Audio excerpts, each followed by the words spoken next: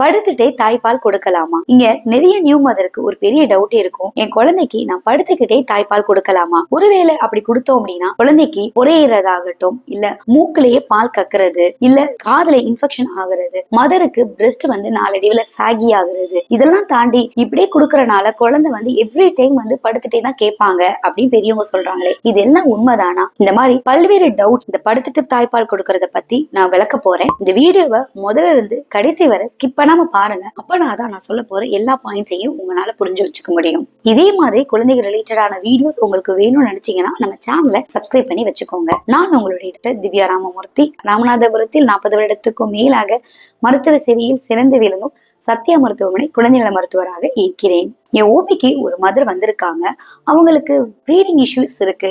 குழந்தைக்கு தாய்ப்பால் பத்தவே இல்லை அப்படின்னு சொன்னாங்க. குழந்தை பிறந்து வெறும் 20 நாள் தான் ஆகுது. என்ன இஷ்யூ அப்படின்னு சொல்லிட்டு அவங்கள்ட்ட நம்ம எல்லாத்தையும் செக் பண்ணி பார்த்துட்டு நிறைய கவுன்சிலிங் எல்லாம் கொடுத்த பிறகு என்ன தெரிஞ்சதுன்னா, மதர் எப்பயுமே ஒரு ஸ்ட்ரெஸ்ல இருந்துட்டே இருக்காங்க, கில்ட்டா இருக்காங்க. என்ன அப்படின்னா அவங்களுக்கு ரொம்ப உடம்பு வலிக்குது, என்னால உட்காந்து பால் கொடுக்க முடியல, கொஞ்சம் படுத்துட்டு கொடுக்குறேன்.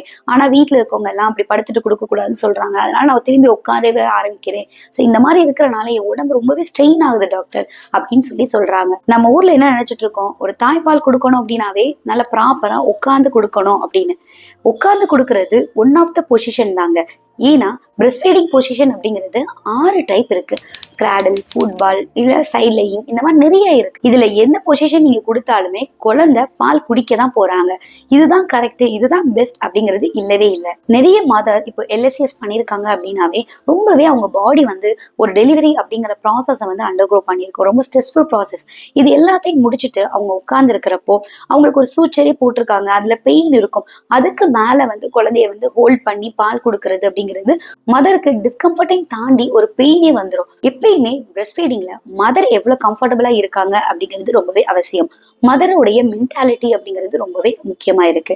மதர் ஹாப்பியா இருக்காங்க அப்படின்னாதான் அவங்களுடைய ஹார்மோன்ஸ் எல்லாமே சேர்ந்து இந்த பாலை உற்பத்தி பண்ண ஆரம்பிக்கும். ஸோ நீங்க நல்லா நோட் பண்ணிக்கணும்.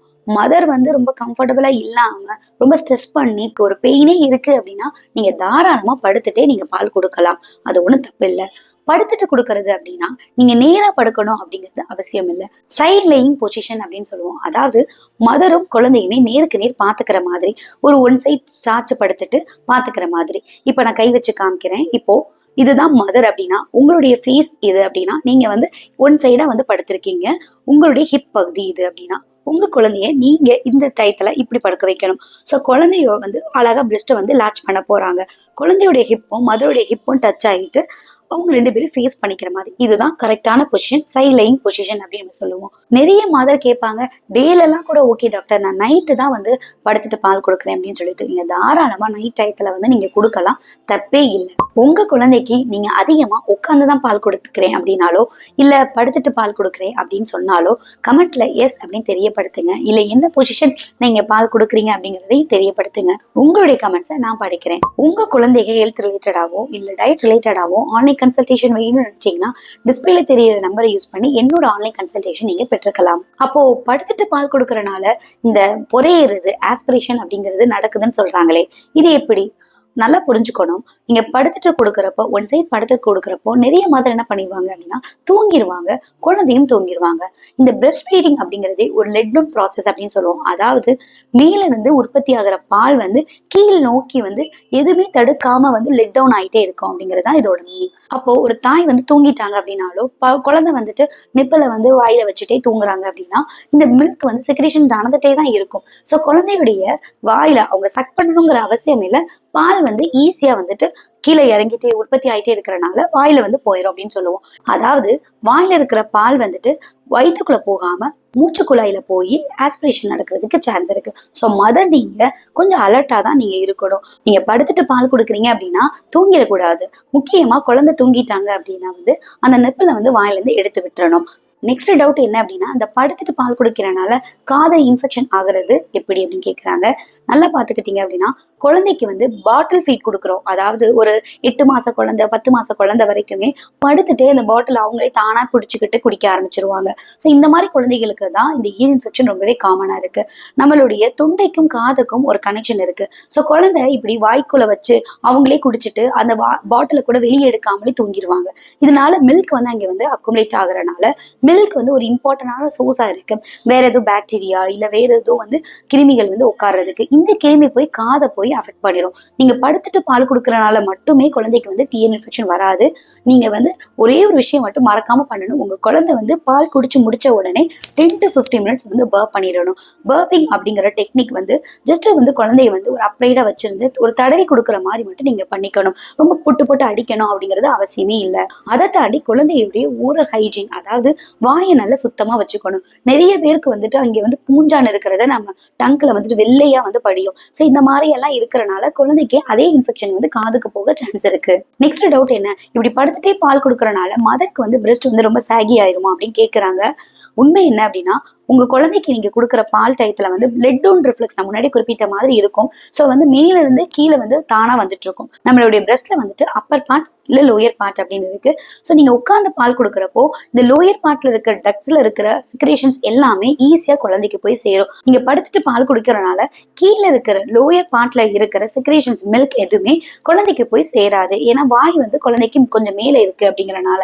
ஸோ இதனால கீழ் பிரெஸ்ட்ல இருக்கிற மில்க்ஸ் எல்லாமே மேல போக முடியாம அப்படியே அங்கேயே தேங்கிடும். இதுவே வந்து பிரெஸ்ட் ஆப்சஸ் ஆக வந்து சான்ஸ் இருக்கு. ஸோ நீங்க முடிஞ்ச அளவுக்கு ஒரு பிரெஸ்ட்ல நீங்க கொடுக்குறீங்க அப்படின்னா ஃபுல்லா எம்டி பண்ண ட்ரை பண்ணுங்க.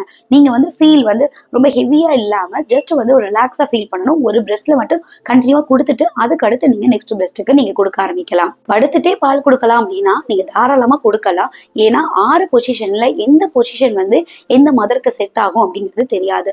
ஒருவேளை ஃபீடிங் இஷ்யூஸ் எதுவும் இருக்குது அப்படின்னா நாங்க பீடியாட்ரிஷனே வந்து லாச்சிங் வந்து ப்ராப்பரா இல்லை அப்படின்னா இந்த 6ல ஏதாவது ஒரு பொசிஷன் வந்து நாங்க ரெக்கமெண்ட் பண்ணுவோம். ஸோ சைலிங் பொசிஷன் அப்படிங்கிறதுமே ஒரு அக்செப்டபிளான பொசிஷன் தான். நீங்க தாராளமா குழந்தைக்கு நீங்க கொடுக்கலாம். ஒரே ஒரு விஷயம் நான் வச்சுக்கணும், உங்க குழந்தை கரெக்டா வந்து நிப்புல வந்து சக் பண்றாங்களா? நிறைய குழந்தைகள் வந்து வெறும் வந்து டீப்பா வந்து சக் பண்ணாம ஸ்வாலோவா வந்து ஜஸ்ட் வந்து நிப்புல மட்டுமே ஏரியால எல்லாம் சேர்க்காம நிப்புல மட்டுமே வந்து சக் பண்ணுவாங்க. ஸோ அதெல்லாம் தவறு.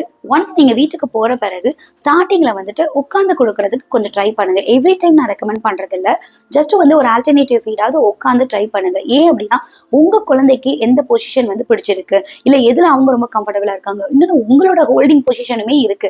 நீங்க வந்து ஃபர்ஸ்ட் டைம் ஒரு குழந்தைய ஹேண்டில் பண்றீங்க, அது ஃபர்ஸ்ட் மதரா இருக்கீங்க அப்படிங்கிறப்போ டெஃபினட்டா வந்துட்டு அதை ஹேண்டில் பண்ண தெரியணும். ஸோ நீங்க என்ன பண்ணணும் அப்படின்னா குழந்தைய வந்து ப்ராப்பரா வந்து பிடிக்கிறது எப்படி இதெல்லாம் வந்து கத்துக்கிட்டு கொஞ்சம் ஸ்ட்ராங் ஆன பிறகு ஒரு 1 மந்த் கழிச்சு வந்து நீங்க தாராளமா வந்து குழந்தைய வந்துட்டு நீங்க சைலிங் பொசிஷனை வந்து பயன்படுத்தி நீங்க வந்து கொடுத்துக்கலாம். அப்போ இந்த 1 மந்த்ல வந்து ஒன்லி வந்து உட்கார்ந்து மட்டும் தான் பால் கொடுக்கணுமா அப்படின்னா இல்லவே இல்லை. நீங்க டெஃபினட்டா வந்துட்டு ஒரு சோஃபால சாஞ்சுக்கிட்டு ஒரு கிளீனிங் பொசிஷன் இது எல்லாமே நீங்க வந்து கொடுக்கலாம். யாராவது ஒரு சப்போர்ட்டுக்கு மட்டும் ஆள் வச்சுக்கோங்க. ஸோ பிரெஸ்ட் ஃபீடிங்கை பொறுத்த வரைக்கும் மதர் ரொம்ப கம்ஃபர்டபுளா இருக்கணும், ரொம்ப ஹாப்பியா இருக்கணும். அப்பனா தான் உங்களுக்கு நல்ல செக்ரேஷன்ஸ் வரும். குழந்தைய பொறுத்த வரைக்கும் ப்ராப்பரான லாச்சிங் வந்து இருக்காங்கிறத டெஸ்ட் பண்ணிக்கோங்க.